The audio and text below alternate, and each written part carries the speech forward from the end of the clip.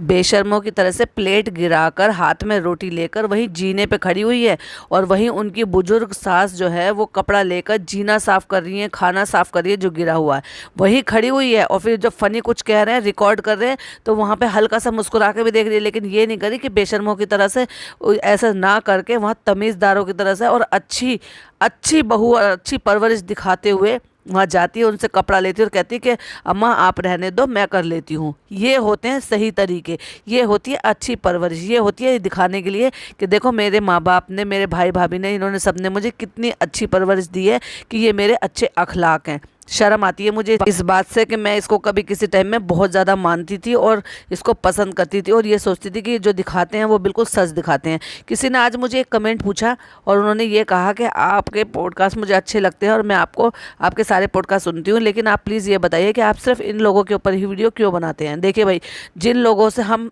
ऐसा लगता है ना कि हम उन्हें बहुत अच्छा मानते हैं, फिर उनकी जब हिपोक्रेसी, उनका नकलीपन, उनका झूठ फ्रेब और उनकी जो भी नकली नकली चीज़ें जब सामने आ जाती है ना, तो इंसान को ऐसा लगता है हम कितने गलत थे, हम कितने गलत लोगों को फॉलो कर रहे थे, कितने गलत लोगों को अच्छा समझ रहे थे, तो अपने आप को ना एक ठगा सा महसूस होता है। तो बस मुझे ना वही फील होता है, इसलिए मुझे ऐसा लगता है फिर जैसे जैसे एक एक करके इनकी जो ना पूरी की पूरी जो भी हिपोक्रेसी, झूठ, नकलीपन, दिखावा, वो सब जब बाहर आने लगा ना, तो पूरा का पूरा आंखों पे से पर्दा गिर गया था। और मैं चाहती हूँ कि जैसे मेरी आंखों से पर्दा गिर गया, लोगों इनके जो पर्दा हमने पहना हुआ था, और ऐसे ही और लोगों का भी गिरे और इनके झूठ के जाल में ना फंसें।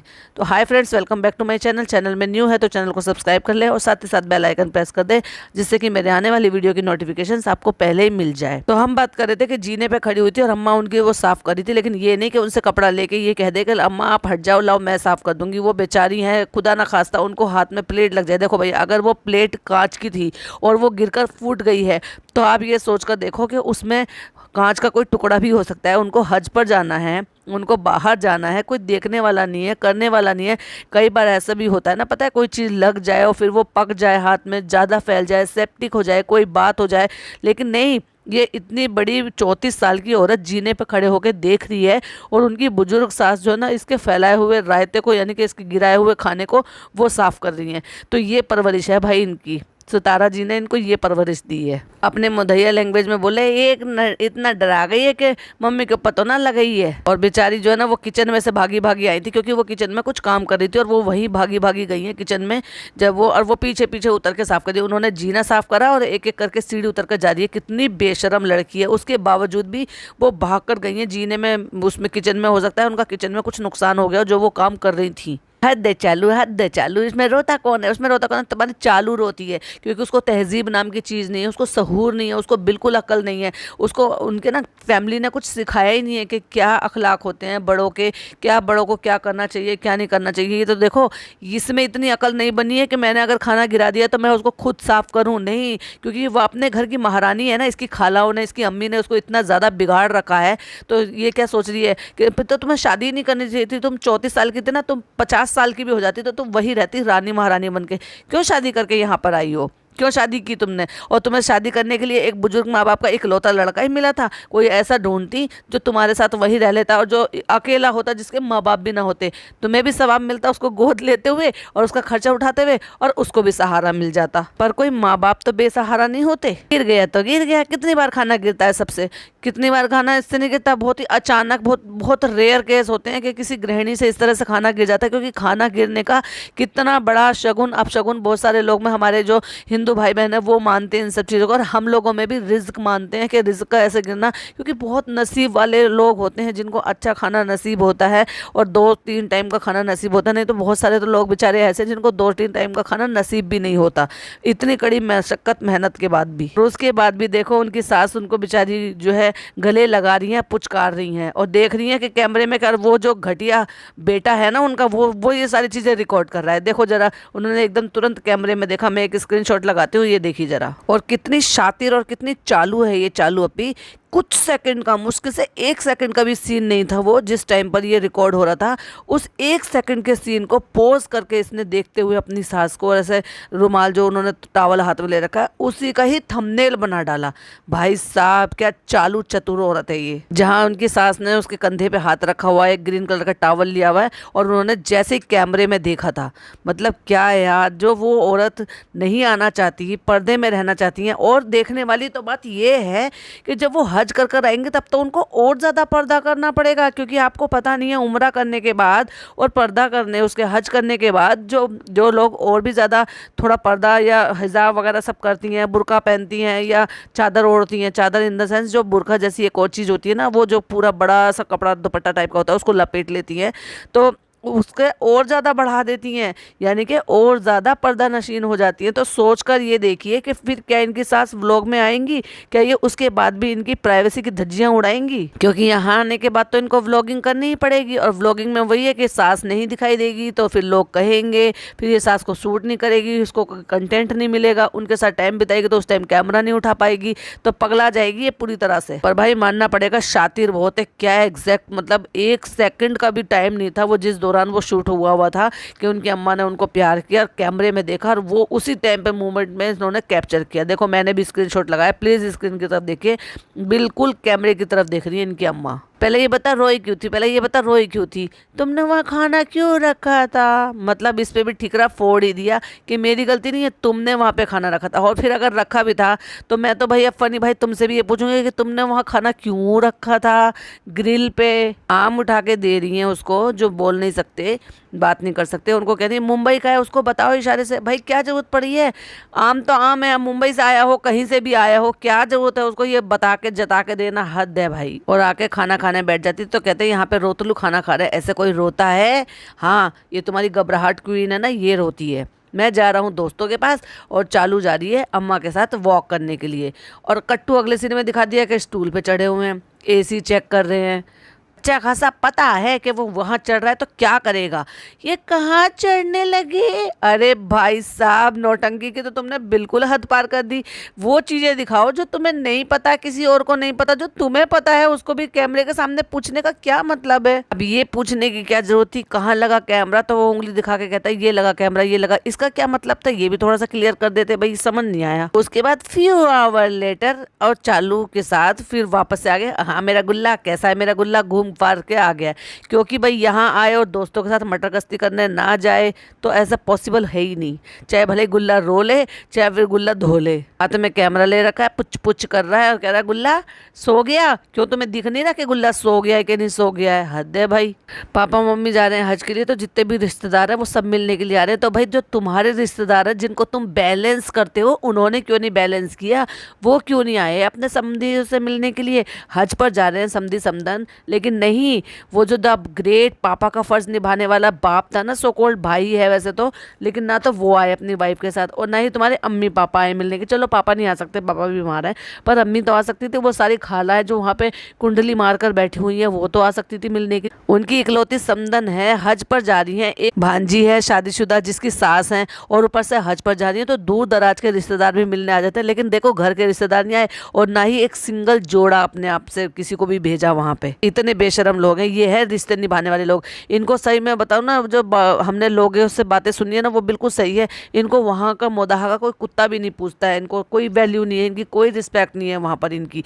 इसीलिए जो ना वो आते भी नहीं है, क्योंकि वो ये उनको पता है ना कि उनके आने का कोई मतलब नहीं है। पर अब तो रिश्तेदारी हो गई है ना, जब रिश्तेदारी हो गई है तो वही वाली कहावत है ना, अब जब हो गया है तो मूसली से क्या डरना। तो भाई तो तुम्हें रिश्तेदारी तो निभानी पड़ेगी, या तुमने सिर्फ अब रिश्तेदारी तो खैर क्या ही निभाओगे, तुमने तो उनके बेटे तक को अपने पास रख लिया, खुद क्या जाओगे, बेटे को ही रख लिया अपने पास। और भाई मैं तो यही कहूँगी, ऐसा नालायक बेटा है, बेटा भी नालायक ही है, क्योंकि उसकी गलती नहीं है, ताली दोनों हाथों से बजती है। कोई किसी को जबरदस्ती अगवा करके अपने साथ नहीं ले जा सकता, जब तक उसकी खुद की मर्जी ना हो वहाँ पर एंजॉय करने की, लेविश लाइफ को जीने की। फिर वो आ गई है फुकसानाबाजी फुकसाना बाजी को बताता है ये पागल है, ऐसे रो रही थी, फिर खाना भी तो गिर गया था, इतनी जोर से मैं डर गई थी। और वो देखो नकली अवार्ड भी रखा हुआ है भाई, वो नकली अवार्ड जीता हुआ सामने। फिर पूछते हैं फुकसाना बाजी तुम भी चलोगी लखनऊ? जब हाजियों को सी ऑफ करने के लिए जाते हैं तो सब जाते हैं, सब हमारे यहाँ से भी ना मिनी बस होती है वो भर के जाते हैं, जितने भी अपने कन्वेंस होते हैं वो सब जाते हैं वहाँ पर सी ऑफ करने के लिए।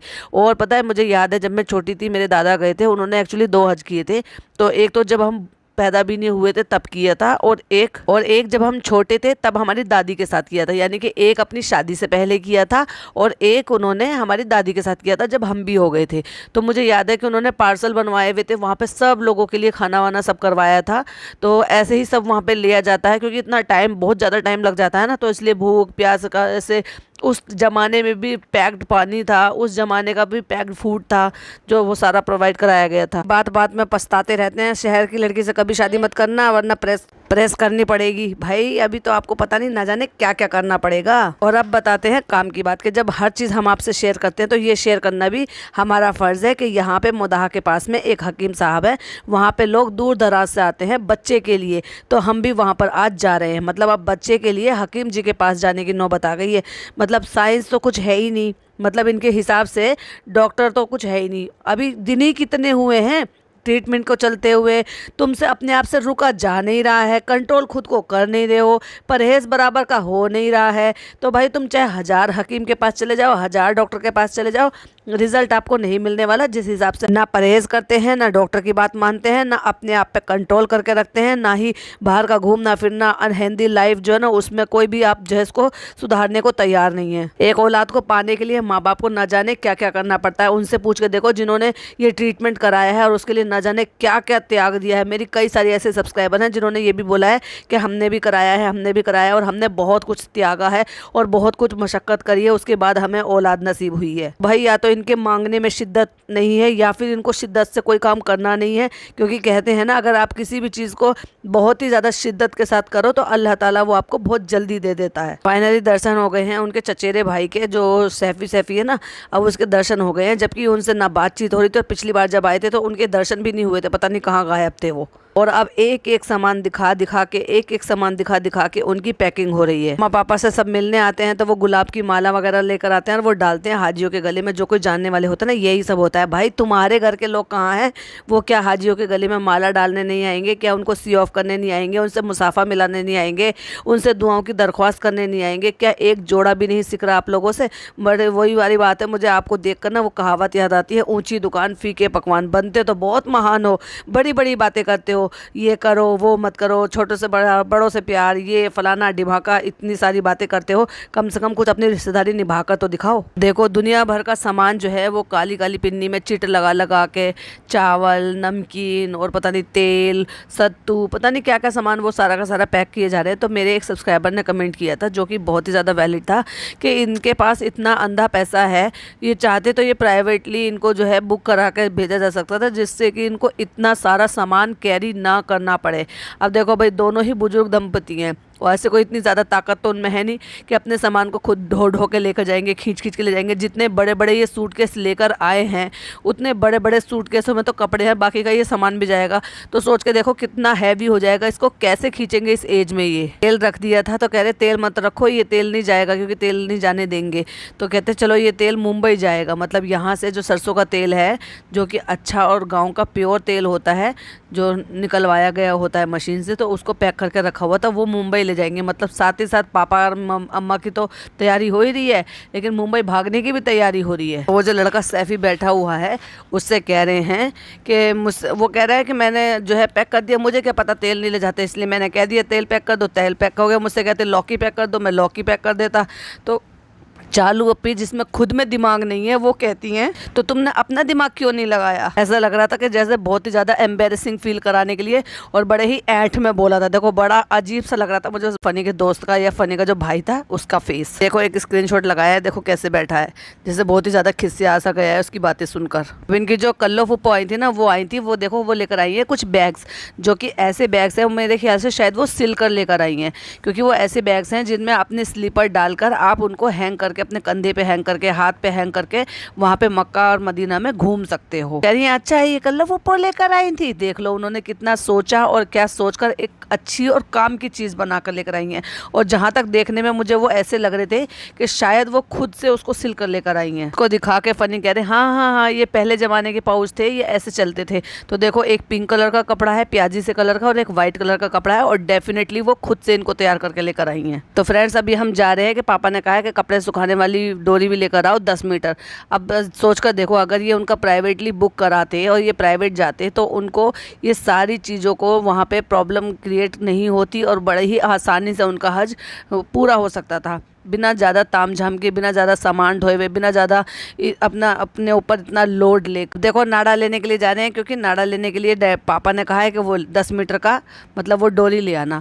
अच्छा भाई, ये जो वहाँ से सूटकेस लेकर आए थे उसका क्या हुआ? उसके बारे में तो उन्होंने कुछ बताया नहीं। अब क्योंकि डोरी लेने के लिए गए हैं 10 मीटर, तो वहाँ से सूटकेस खरीदे जा रहे हैं, बड़े लंबे लंबे चौड़े चौड़े से।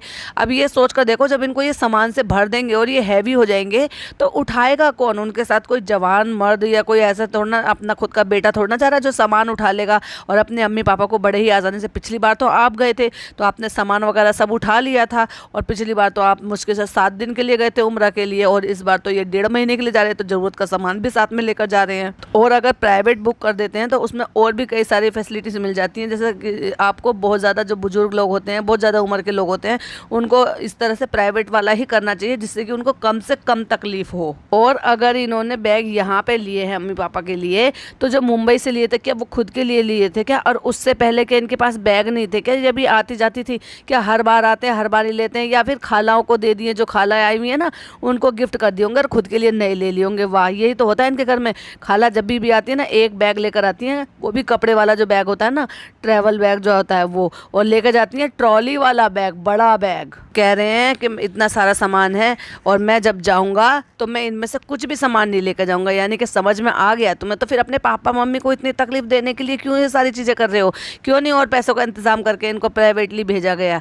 तो कहता है वो पीछे बैठा हुआ लड़का था ना, कहता हाँ बस भाभी को ले जाना। भाभी जाना चाहेंगी हज करने के लिए? ना ना ना, अगर भाभी हज्जन बन जाएंगी, अभी जब इन्होंने ये हिजाबी बन के ये कहर ढा रखा है, तो सोचो अगर हज्जन बन जाएंगे तो और क्या कहर ढाएंगी। सोच कर देखो, चालू अपी से वो खाली सूटकेस नहीं उठ रहा तो भरा हुआ सूटकेस से चालू अपी नहीं उठा सकती, 34 साल की जवान औरत। तो सोच के देखो इनकी अम्मा पापा इसको कैसे उठा लेंगे इस एज में। अब स्टील की प्लेटें, कटोरी, ग्लास, चम्मच वो सब खरीद कर लाए गए हैं, सब ले जाने के लिए। आलू लेकर आई है टिश्यू पेपर रखने के लिए। तो कहते हैं अम्मी लेती है दुपट्टा और पापा लेते हैं तौलिया, तो टिश्यू कौन यूज करेगा? चालू अपी कुछ ज्यादा पढ़ी लिखी समझ नहीं है ना अपने आपको, और ये एक टिश्यू का बॉक्स कितने ही दिन चल जाएगा इनका, बताओ। टोपी लगा के बैठ गए हैं कि चलो अल्लाह के नाम पे शुरू करते हैं। और अब शुरू करते हैं इनकी पैकिंग, और एक एक चीज दिखा दिखा के जो वो सूटकेस में जमाया जा रहा है। कहता है साबुन दिखा के 5 साबुन का सेट है। कहते हैं पूरे सऊदी के मोहल्ले का नहाने का इंतजाम है। क्यों भाई, ये 5 साबुन जो है क्या पूरे मोहल्ला नहा लेगा इसमें? हद है भाई, 1.5 महीना उनको रुकना है, उसके अकॉर्डिंग लेना है। वैसे साबुन जैसी चीज़ तो कहीं पे भी अवेलेबल हो जाती है, तो क्यों ही इनका वजन ढोकर लेकर जाना, जो कि यहाँ भी और वहाँ भी हर जगह जब मिल जाती है और लगभग सेम रेट में मिलती है। लेकिन अगर वो 5 पैक है और 5 का जो पैक है वो बहुत हैवी हो जाएगा, तो एटलीस्ट आपको वजन उठाने में बहुत मुश्किल हो जाएगी। सामान पैक हो रहा है। अम्मी चप्पल देख ले अपनी,